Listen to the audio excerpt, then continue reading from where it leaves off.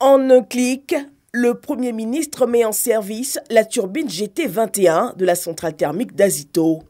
D'une capacité de 180 MW, cette unité vient renforcer la production d'électricité dans le pays. À l'heure où nous faisons face à de nouvelles incertitudes liées à des soubresauts au niveau mondial, un secteur énergétique fort et viable est nécessaire pour continuer à alimenter la dynamique de croissance de l'économie ivoirienne.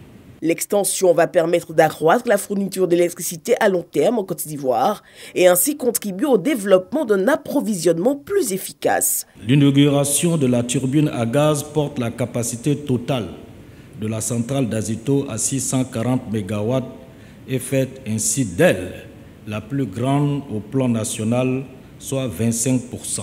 D'un coût de 217 milliards de francs CFA, la nouvelle turbine à gaz de la centrale va soutenir deux importants programmes déroulés par le gouvernement, dont celui de l'électricité pour tous qui permet aux ménages d'avoir un compteur électrique à la maison, notamment en milieu rural, et celui du maintien de la réduction de 20% du tarif domestique social pour limiter le poids du budget de l'électricité dans les ménages. Il faut quand même savoir que, alors que nous enregistrons un taux de couverture d'électricité de 33% en 2011, grâce à la stratégie et au leadership de son Excellence, M. le Président de la République, en mars 2022, plus de 82% des localités ont accès à l'énergie électrique en Côte d'Ivoire.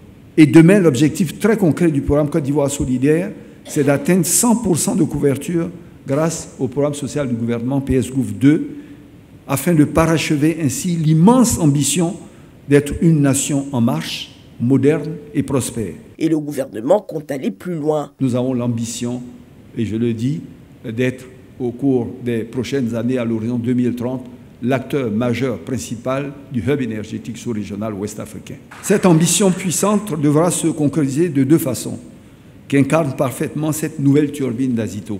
D'une part, satisfaire pleinement nos besoins en électricité au plan national, mais également produire assez d'électricité pour pouvoir exporter, comme je le disais, vers de nombreux pays de la sous-région. La mise en service de cette unité va renforcer la production d'électricité de la centrale d'Azito, passant de 19% à 27% de puissance nationale installée.